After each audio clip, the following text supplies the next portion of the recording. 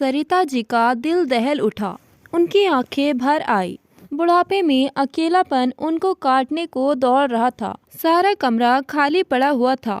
बस लगातार सामने दीवार पर लगी तस्वीर को निहारे जा रही थी। अभी 10 दिन हुए थे सरिता जी के पति को इस दुनिया से रुखसत हुए। सरिता जी काफ़ी अकेलापन महसूस कर रही थी। हालांकि उनका भरा पूरा परिवार है। 2 बेटे 2 बहुएं हैं। छोटा बेटा गौरव अपनी पत्नी आंचल के साथ विदेश में रहता है। दोनों ही पति पत्नी नौकरी करते थे साथ में। और सरिता जी अपने बड़े बेटे के पास शहर में रहती थी। बड़ी बहू एक हाउसवाइफ थी और बेटा एक छोटी सी कंपनी में नौकरी करता था। सरिता जी के पति की मृत्यु के बाद छोटे बेटे बहू कुछ दिन रुके और वापस विदेश उन्हें जाना ज़रूरी था क्योंकि वो नौकरी करते थे। सरिता जी को वो अपने साथ ले जा रहे थे, परंतु बड़े बेटे बहू ने ये कहकर मना कर दिया कि आप दोनों तो नौकरी पर चले जाया करेंगे। माँ वहाँ पर सारा दिन अकेले कैसे रहेंगी और विदेश का रहन सहन इनको समझ नहीं आएगा। ये यहीं पर ठीक है, हम इनकी अच्छे से देखभाल करेंगे, आप बेफिक्र हो जाइए।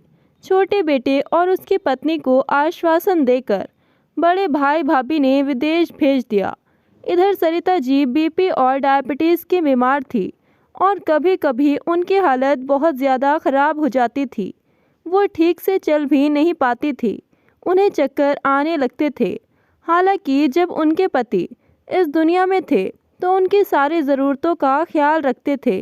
दवाइयाँ टाइम से दिलाना, फल फ्रूट सब समय से पहले हो जाया करता था। लेकिन उनके जाने के बाद सरिता जी का जीवन जैसे ख़त्म ही हो गया हो। बस वो एक जिंदा लाश बनकर रह गई थी। किसी तरह अपने दिन गुजर बसर कर रही थी।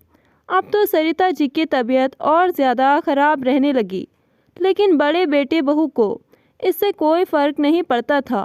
वो तो बस अपनी ही दुनिया में मगन थे।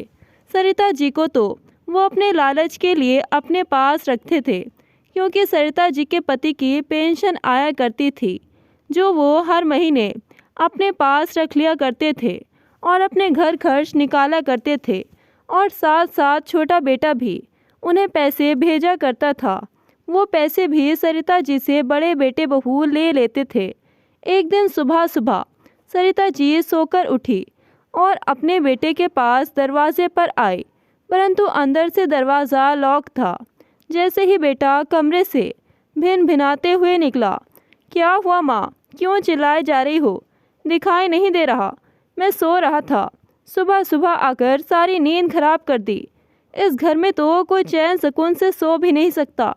पता नहीं कैसी माँ हैं आप, बेटे को ज़रा सुकून में नहीं रहने देती।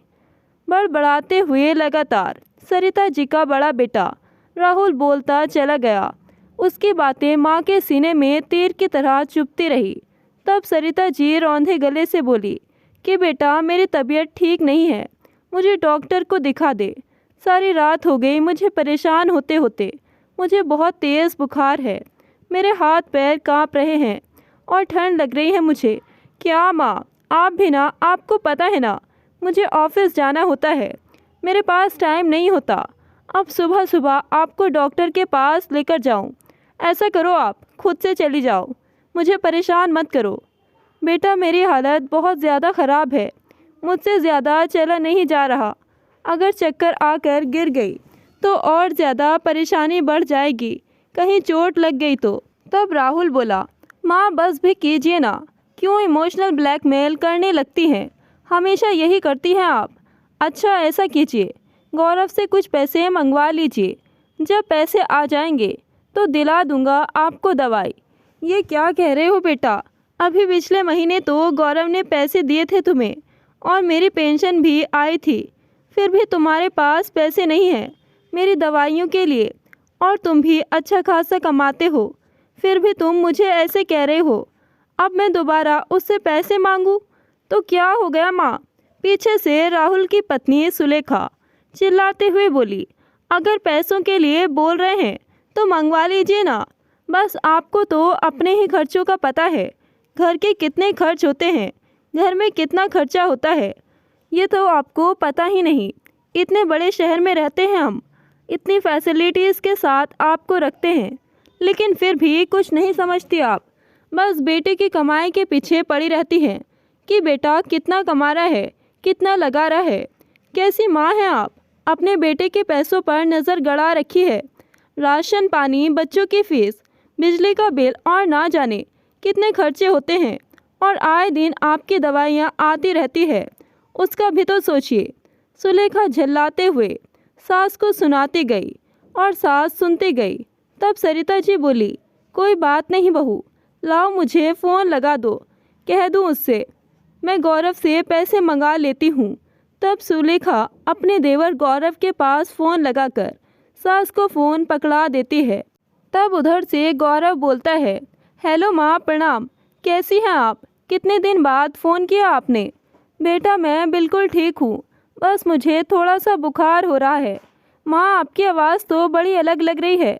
अगर बुखार है तो दवाई लेनी चाहिए थी ना, ऐसे फ़ोन करके क्यों बता रही हैं? अरे नहीं बेटा, मुझे कुछ पैसों की भी ज़रूरत थी, तो पैसे भेज देगा तो दवाई आ जाएगी। अरे माँ, पैसों की बात थी तो आप पहले ही बता देती, इतना क्यों हिचकिचा रही है? सब कुछ आप ही का तो है। मैं भैया के अकाउंट में ट्रांसफ़र कर रहा हूँ, पैसे आप दवाई ले आना। ध्यान से भैया को साथ में ले जाना और अपना ध्यान रखना।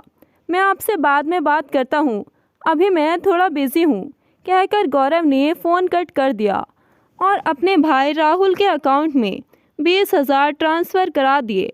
राहुल के पास पैसे ट्रांसफ़र होने का मैसेज आ गया। थोड़ी देर बाद सरिता जी फिर से अपने बेटे राहुल के पास जाकर बोली कि बेटा देखना, गौरव ने पैसे भेजे हैं क्या? अब मुझे ले चल और दवाई दिला दे, मुझसे खड़ा भी नहीं हुए जा रहा। माँ पैसे तो आ गए हैं, लेकिन मुझे अभी एक ज़रूरी काम है, पहले मैं वो कर लूँ, उसके बाद आपको लेकर चलता हूँ। तब तक आप मेरा इंतज़ार कर लीजिए। बेटे की बात सुन सरिता जी उदास हो गई और आकर चारपाई पर लेट गई। दोस्तों, इससे पहले कि कहानी में आगे बढ़े, हमारा प्रोत्साहन बढ़ाने के लिए वीडियो को एक बार लाइक शेयर कर दीजिए और हमारे चैनल को भी सब्सक्राइब कर लीजिए। अब सरिता जी को राहुल का इंतज़ार करते करते काफ़ी समय हो गया था, इसलिए वो अपनी बहू सुलेखा के पास गई और बोली, सुलेखा बहू, पता नहीं मेरा मन बेचैन हो रहा है, हाथ पैर अकड़ रहे हैं, मैं अब और इंतज़ार नहीं कर सकती, तो तू ऐसा कर, मुझे डॉक्टर के पास ले चल, पता नहीं बेटा कब तक आएगा। तब सुलेखा सास को झड़कते हुए बोली, माँ बस आपको तो कोई और काम है नहीं, सुबह सुबह ही अपना रोना लेकर बैठ जाती हैं मेरे सर पर। अरे उनको 1000 काम रहते हैं, अब ज़रूरी काम था तो चले गए, लेकिन बस आपको तो अपनी ही पड़ी है सिर्फ, और मैं क्यों लेकर जाऊं आपको भला दवाई दिलाने? आपको पता है ना घर के कितने काम ऐसे ही पड़े हैं, अब सारे काम छोड़कर आपको दवाई दिलाने जाऊं? अरे सासू माँ, थोड़ा बर्दाश्त करना सीखे, बुढ़ापा आ गया है आपको, और बुढ़ापे में तो ये 2-4 बीमारियाँ लगी ही रहती हैं। अब इसमें मैं क्या ही कर सकती हूँ, सारा दिन बस आपके ही आगे पीछे लगी रहती हूँ, फिर भी आप खुश नहीं रहती, और तो मुझे कोई काम नहीं रहा। चुपचाप से जाकर चारपाई पर लेट जाओ, आ जाएंगे तो चली जाना। बार बार एक ही बात बोलकर मेरा दिमाग मत ख़राब किया करो, मैं पहले से ही बहुत ज़्यादा परेशान हूँ। पता नहीं क्या सारा दिन मेरे पीछे ही पड़ी रहती हैं। बहू की ऐसी कड़वी बातें सुनकर सरिता जी वापस कमरे में आकर पलंग पर लेट गई और अपनी हालत पर आंसू बहाते हुए रोने लगी, लेकिन उनका रोना सुनने वाला कोई भी नहीं था। बेटे का इंतज़ार करते करते अब 1 बज चुका था दोपहर का, लेकिन बेटा अभी तक घर नहीं आया। जैसे ही 2 बजे तो देखा उनका बेटा राहुल घर पर आया। नशे में धुत राहुल सीधा कमरे में अंदर चला गया। उसने एक बार भी अपनी माँ की तरफ नहीं देखा। बेटे की ऐसी हालत देखकर सरिता जी भी समझ गई कि उसने नशा किया हुआ है, खाया पिया हुआ है। आखिर उसे कहते भी तो क्या, उसे कौन सा फ़र्क पड़ने वाला था। होश में जब रहता है तब भी कहाँ सुनता है। सरिता जी की काफ़ी तबीयत खराब थी, जिसकी वजह से उन्हें खाना खाने का भी मन नहीं कर रहा था। बस बेबस सी चारपाई को पकड़े हुए सिमटी सी पड़ी थी और दर्द से करहा रही थी। अब इधर विदेश में रह रहे बेटे गौरव को अपनी माँ के फ़ोन का ध्यान आया कि आज उसकी माँ की तबीयत खराब थी और उन्होंने फ़ोन किया था और उसने दोबारा फ़ोन करके भी उनका हाल चाल ना लिया। लेकिन रात के 12 बज चुके थे। तब वो अपनी पत्नी आंचल से बोला, आंचल आज माँ की तबीयत बिल्कुल भी ठीक नहीं थी, उन्हें बुखार था और मैं कैसा बेटा हूँ, काम में इतना व्यस्त हो गया कि मुझे ध्यान ही नहीं रहा कि आज मुझे माँ से हाल चाल पूछना था, जानना था कि अब उनकी तबीयत कैसी है। अजी आप सुबह में फ़ोन कर लेना, माँ तो अब सो गई होगी, इतनी रात हो गई है और वैसे भी वो बीमारी की हालत में है, खामखा परेशान हो जाएगी। हाँ चल तुम ठीक कहती हो, वैसे मुझे बिज़नेस के सिलसिले में वहाँ जाना भी था, तो वहाँ जब भी जाएंगे तो माँ को सरप्राइज़ दे देंगे और उनसे मिल भी लेंगे। हाँ जी मैं सोच रही थी प्रोजेक्ट का काम ख़त्म करते ही हम माँ के पास चलेंगे, कहकर दोनों पति पत्नी अब सो जाते हैं। अगली सुबह प्लेन से दोनों पति पत्नी अपने घर पहुँच जाते हैं। जैसे ही डोरबेल बजाते हैं तो सामने अपने भाई गौरव और उसकी पत्नी आंचल को देख राहुल के जैसे होश ही उड़ जाते हैं। वो शक पका जाता है उन्हें देखकर, फिर खुद को संभालते हुए बोलता है, अरे गौरव यार तू, झूठी मुस्कुराहट के साथ अपने भाई के गले लग जाता है। अब गौरव और आंचल अंदर जाकर अपनी माँ को इधर से उधर देखने लगते हैं। तब राहुल जल्दी से अपने कमरे में जाता है और अपनी पत्नी सुलेखा को आवाज़ लगाने लगता है, उठो सुलेखा, गौरव और उसकी पत्नी आंचल आए हैं, जल्दी उठो। जैसे ही सुलेखा के कान में ये आवाज़ पड़ती है तो वो हड़बड़ा कर उठ जाती है और चौंक जाती है कि ये लोग अचानक यहाँ क्या करने आए हैं। मुझे नहीं पता सुलेखा, परंतु दोनों ही आए हैं, शायद किसी काम से आए होंगे। इधर गौरव अपनी माँ को ढूंढते हुए उनके कमरे में पहुँच जाता है तो देखता है सरिता जी चारपाई पर लेटी हुई थी, काफ़ी कमज़ोर लग रही थी। गौरव बोला, माँ देखो आपका बेटा आया है। कहते हुए गौरव अपनी माँ का सिर सहलाने लगा। जैसे ही उसने उनको छुआ तो एकदम से गर्म प्रतीत हुआ। सरिता जी को काफ़ी तेज़ बुखार था, जिसकी वजह से उनका पूरा बदन तप रहा था। आंचल माँ को बहुत तेज़ बुखार है, इन्होंने दवाई नहीं ली क्या? चारों तरफ नज़र घुमाकर दोनों पति पत्नी इधर से उधर देखने लगते हैं। अपने बेटे बहू का वार्तालाप सुन सरिता जी उठ जाती हैं और आंखें खोलते हुए, अरे मेरे बच्चों खुश रहो खुश रहो, कब आए तुम? आने से पहले बता तो देते, मैं जल्दी उठ जाती।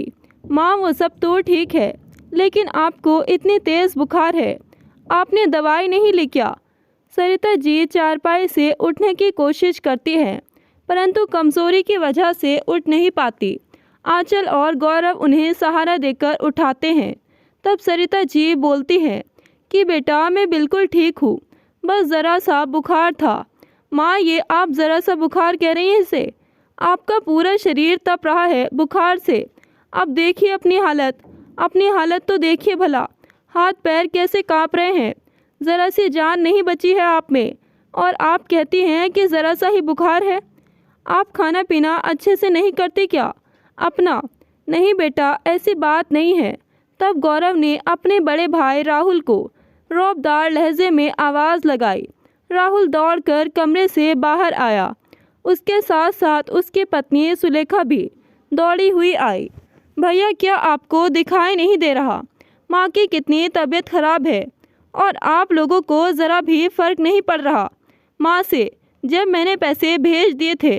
अरे गौरव मैं तेरी भाभी को बोला था कि माँ को दवाई दिला दे, लेकिन शायद इसका ध्यान ही नहीं रहा, ये काम में इतनी व्यस्त थी और थक जाती है ये बेचारी, काम इतना रहता है। मुझे भी एक इम्पॉर्टेंट काम था भैया, माँ से बढ़कर ऐसा कौन सा काम आ गया था आपको? गुस्सा करते हुए गौरव बोला। अब आंचल और गौरव सरिता जी को लेकर डॉक्टर के पास चले गए। डॉक्टर ने उनके कुछ चेकअप करवाए, जिससे पता चलता है कि उनकी डायबिटीज़ अधिक बढ़ी हुई है और तेज़ बुखार है। तब आंचल ने पूछा, माँ क्या आपने अपनी डायबिटीज़ की दवा नहीं ली? क्या आप दवाई नहीं ले रही हैं अब, जो इतनी हालत ख़राब हो गई है? तब सरिता जी रौंदे गले से बोली कि बहू, मेरी 1 महीने से सारी दवाइयाँ ख़त्म हो गई है। बहू बेटे से बार बार बोलती हूँ तो बात बनाकर ऐसे ही टाल देते हैं कि अभी कुछ काम है। ये सुन आंचल और गौरव परेशान हो गए कि भैया भाभी माँ के साथ ऐसा कैसे कर सकते हैं।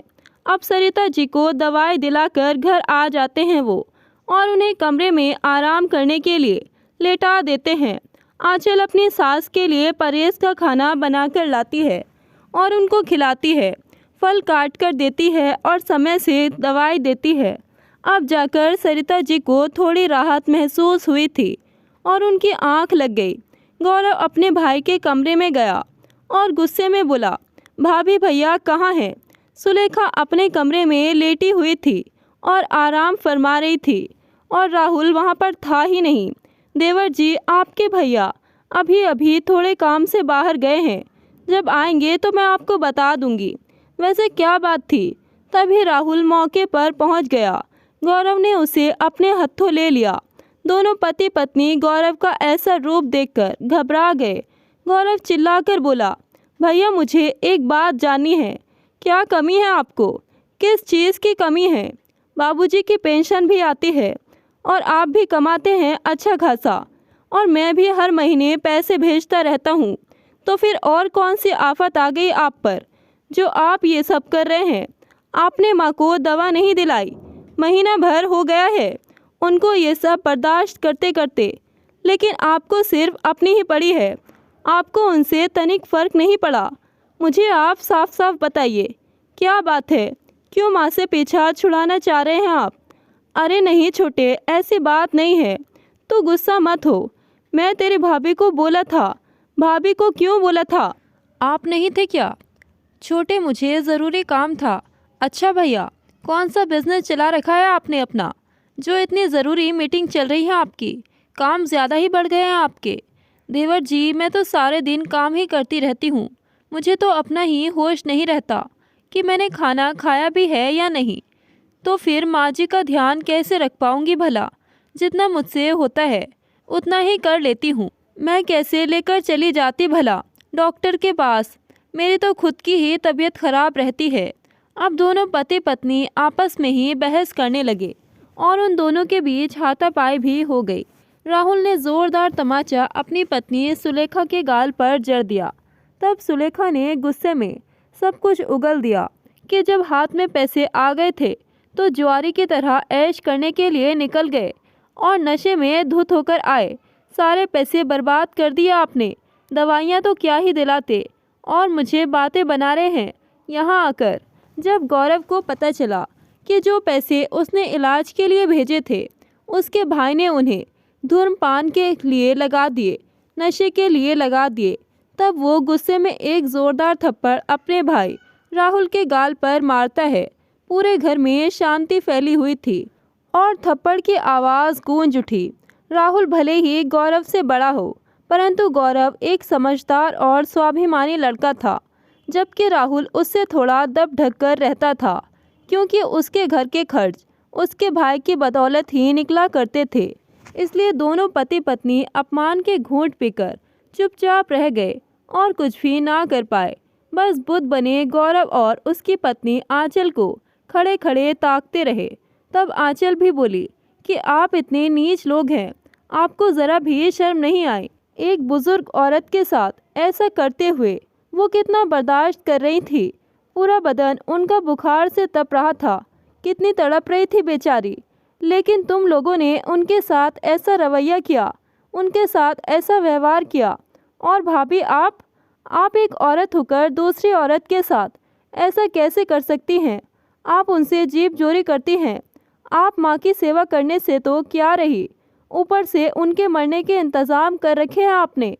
इतने पैसे बाबूजी के पेंशन के आते हैं और हम भी वहाँ से पैसे भेजते ही रहते हैं, फिर भी आप लोगों का पेट नहीं भरता और आप माँ की दवाइयाँ नहीं लेकर आते, उनका इलाज नहीं करवाते और सारे पैसे हड़प लिए आप लोगों ने। शर्म आनी चाहिए आपको खुद पर। एहसान फरामोश है आप लोग, आप जैसे इतने खुदगर्ज लोग मैंने आज तक अपनी ज़िंदगी में नहीं देखे थे। दोनों पति पत्नी राहुल और सुलेखा को सुनाकर गुस्से में माँ के कमरे में चले गए।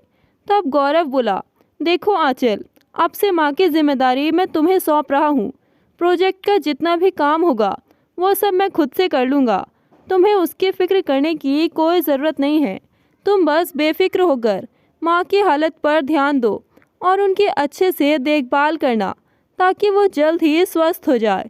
जी आप बिल्कुल चिंता मत कीजिए, मैं सब अच्छे से संभाल लूँगी। जैसे आपकी माँ हैं वैसे ही मेरी भी सास माँ है वो। और हाँ आंचल, जब माँ ठीक हो जाएगी तो हम उन्हें इस बार अपने साथ ही लेकर चलेंगे, वरना यहाँ छोड़ेंगे तो ये लोग पता नहीं और क्या क्या दिन दिखाएंगे उनको।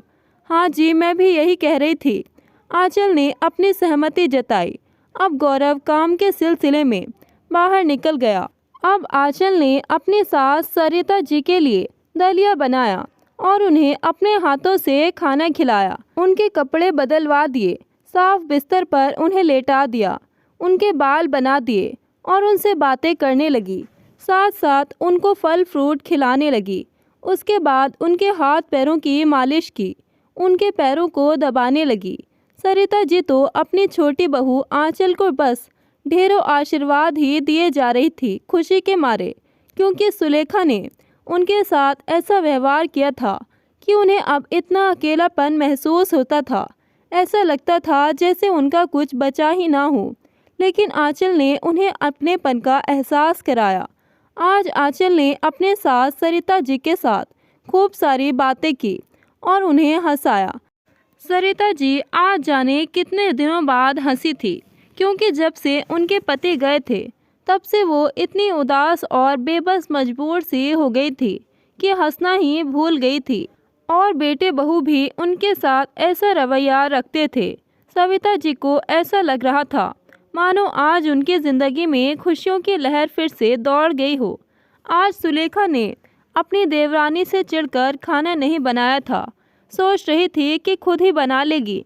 जब सास की सेवा कर रही है तो घर का काम भी खुद से ही संभाल लेगी। मैं इनकी नौकरानी नहीं हूँ। तब आंचल गई और बोला कि भाभी सबके लिए डिनर तैयार कर लीजिए, मैं माँ जी के पास बैठी हूँ। बोलकर आंचल कमरे में चली गई। सुलेखा का मुंह चढ़ गया, परंतु क्या कर सकती थी भला, खाना तो बनाना ही था। अब उसने खाना बनाया। खाना बनाकर बोली, चलिए सब खाना खा लीजिए। तब आंचल बोली, भाभी आज खाना यहीं पर ला दीजिए, हम सब माँ के साथ ही खाना खाएंगे। अब रात के 9 बज गए थे। जब गौरव आया तो देखा आज सरिता जी के चेहरे पर हल्की सी मुस्कान की किरण थी। उसकी माँ के चेहरे पर वो अलग सी ही चमक थी। वो अपनी बहू के साथ हंसी ठिठोली कर रही थी। माँ को खुश देखकर गौरव का दिल भी बाग बाग हुआ। उसे राहत महसूस हुई। वो आकर बोला, माँ अब तबीयत कैसी है आपकी? तब सरिता जी बोली, बेटा मैं बिल्कुल ठीक हूँ। आज तो बहू ने कमाल ही कर दिया। तेरी पत्नी बड़ी ही प्यारी है बेटा।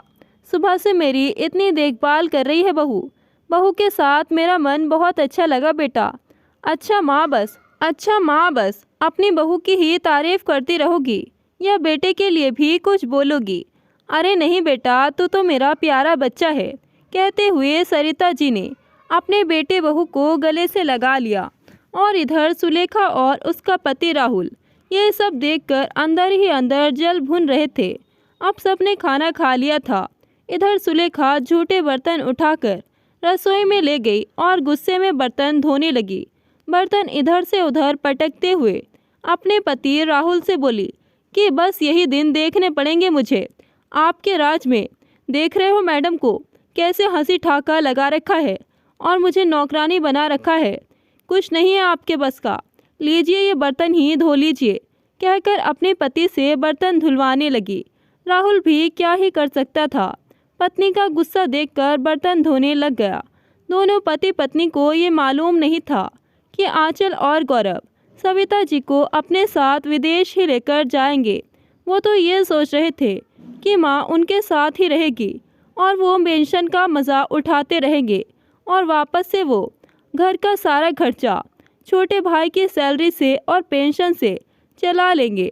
अब 1-2 दिन बाद जब छोटे बेटे बहू को जाने का समय हो गया तो आंचल अपनी सास का बैग पैक करने लगी। यह जब सुलेखा ने देखा तो वो चौंक गई और दौड़ते हुए आई। ये क्या आंचल, तुम माँ के कपड़े कहाँ लेकर जा रही हो? कहीं जा रही हैं क्या माँ जी? तब आंचल बोली कि हाँ, अब से माँ हमारे साथ वहीं पर रहेंगी। अब उन्हें हम अपने साथ ही रखेंगे। यह सुन सुलेखा और राहुल का चेहरा फीका पड़ गया। तब राहुल हड़बड़ाते हुए बोला, लेकिन तुम क्यों लेकर जा रहे हो माँ को? हम रख रहे हैं ना माँ को। हम माँ का अच्छे से ध्यान रखेंगे। तुम लोग बेफिक्र होकर अपने काम पर चले जाओ। हम उनके लिए किसी भी चीज़ में कोई कमी नहीं करेंगे। आप उनकी चिंता मत करना तुम। क्यों माँ, मैं सही कह रहा हूँ ना? आप कहिए ना गौरव को। अपने बेटे राहुल की बात सुन सरिता जी अपना मुंह मोड़ लेती है, क्योंकि उन्होंने अपने बेटे राहुल को पहले ही परख लिया था कि वो उनके साथ कैसा व्यवहार करता है। तब सरिता जी बोली कि बेटा, जब तू छोटा था और तुझे कुछ हो जाता था तो मैं कैसे सारी सारी रात तेरे लिए जागती थी। कभी तुझे दवाई देती तो कभी तुझे चादर उड़ाती। तेरे लिए मेरा दिल हमेशा बेचैन रहता। मेरी आंखों में नींद नहीं आती थी। जितनी तकलीफ़ तुझे होती उससे ज़्यादा तकलीफ़ मैं सहन करती, क्योंकि तू मेरी औलाद है। लेकिन आज मैं इस बात से परेशान हूँ कि तू वही संतान है। तूने मुझे आज ये दिन दिखाए हैं। आज वही बेटा, जब माँ तकलीफ़ में है तो चैन की नींद सो रहा है, और रात को तो तू क्या ही जागेगा मेरे लिए। दिन में भी उसके पास मेरे लिए टाइम नहीं है। बेटा, मुझे तुझसे ये उम्मीद नहीं थी। मैं सारा सारा दिन चारपाई पर पड़ी दुख झेलती, आंसू बहाती रहती। तेरी पत्नी भी मुझे सुनाती, लेकिन अफसोस तू अपनी माँ का दर्द महसूस करके भी ना महसूस कर पाया। और बेटा राहुल, वो तो भला हो भगवान का कि मेरे पति की पेंशन आती है। मैं तुम्हारे सहारे नहीं रहती, जिसकी वजह से तुम मुझे खाना दे देते हो। अगर पेंशन ना होती तो पता नहीं मेरे साथ तुम लोग क्या करते। बहू से क्या ही उम्मीद रखूं जब तू ही ऐसा है। तब दोनों पति पत्नी को आत्मग्लानि महसूस होती है। माफ़ी मांगने लगते हैं और कहते हैं, माँ रुक जाइए प्लीज़। तब गौरव बोलता है कि भैया भाभी, हमने पहले ही आप पर भरोसा करके बहुत बड़ी गलती कर दी थी। अब मैं वही गलती दोबारा से नहीं दोहराऊंगा। इसलिए आप माँ का पीछा छोड़ दीजिए। माँ पर जितना अधिकार आपका है उतना ही अधिकार मेरा भी है, और मैं मेरे फ़र्ज़ बखूबी निभाने जानता हूँ। अब से माँ मेरे साथ में रहेंगी। अब सरिता जी अपने बेटे बहू की कोई बात नहीं सुनती और अपने छोटे बेटे गौरव और उसकी पत्नी आंचल के साथ विदेश चली आती है। दोनों पति पत्नी गिड़गिड़ाते रह जाते हैं। गौरव अपनी माँ को विदेश ले आता है और उनकी अच्छे से देखभाल करता है और उन्हें बहुत प्यार और सम्मान के साथ रखता है। उनके लिए फुल टाइम मेड लगा देता है, जो दिन में उनके साथ में रहती है, क्योंकि वो दोनों ही जॉब करते थे। शाम में आकर अपनी माँ से उनका हाल चाल पूछना, घंटों तक उनके साथ बैठकर बातें करना गौरव और आंचल का ये रूटीन बन चुका था। सरिता जी भी अपने छोटे बेटे बहू के घर आकर फलने फूलने लगी थी और खुशी खुशी अपना जीवन यापन करने लगी थी। विदेश में जहाँ पर सरिता जी के छोटे बेटे बहू रहते थे, वहाँ पर कई वृद्ध महिलाओं का ग्रुप बना हुआ था, जिसमें वो समाज सेवा किया करती थी।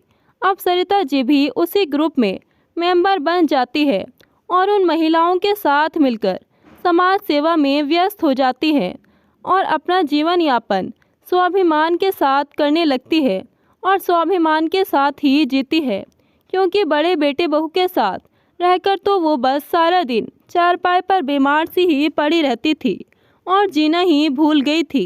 इधर राहुल और उसकी पत्नी सुलेखा अब और ज़्यादा तंगी बर्दाश्त करने लगे, क्योंकि ना तो अब सरिता जी के पति की पेंशन रही थी और ना ही उनका छोटा भाई उनके पास पैसे भेजता था।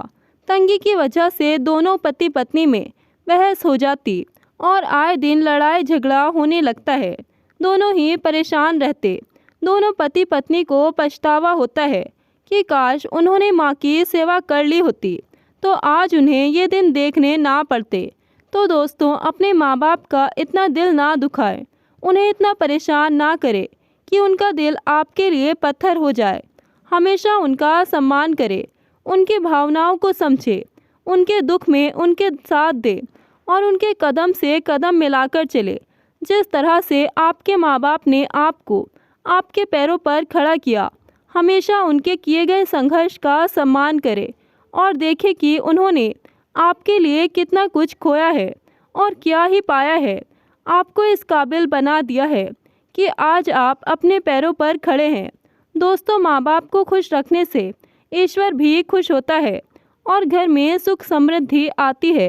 कई बेटे बहू ऐसा सोचते हैं कि अगर वो माँ बाप पर खर्च करेंगे तो उनके बच्चों के खाने पीने और घर खर्च निकालना मुश्किल हो जाएगा और उन्हें तंगी आएगी। तो ऐसा ना सोचें, क्योंकि ये वही माँ बाप है जिन्होंने आपको पाल पोस कर आपका भरण पोषण अपना पेट काट कर किया, कई रातें संघर्षों से गुजारी है। तो दोस्तों, आपकी क्या राय है सरिता जी को लेकर, उनके बेटे बहू को लेकर? उन्होंने अपने बेटे बहू के साथ जाकर सही फैसला किया कि गलत? कमेंट करके अपनी राय ज़रूर बताएं। कहानी आपको ज़रा भी पसंद आए तो वीडियो को लाइक शेयर करें और ऐसी ही कहानियाँ सुनने के लिए हमारे चैनल को सब्सक्राइब करें। मिलते हैं एक नई कहानी के साथ। धन्यवाद।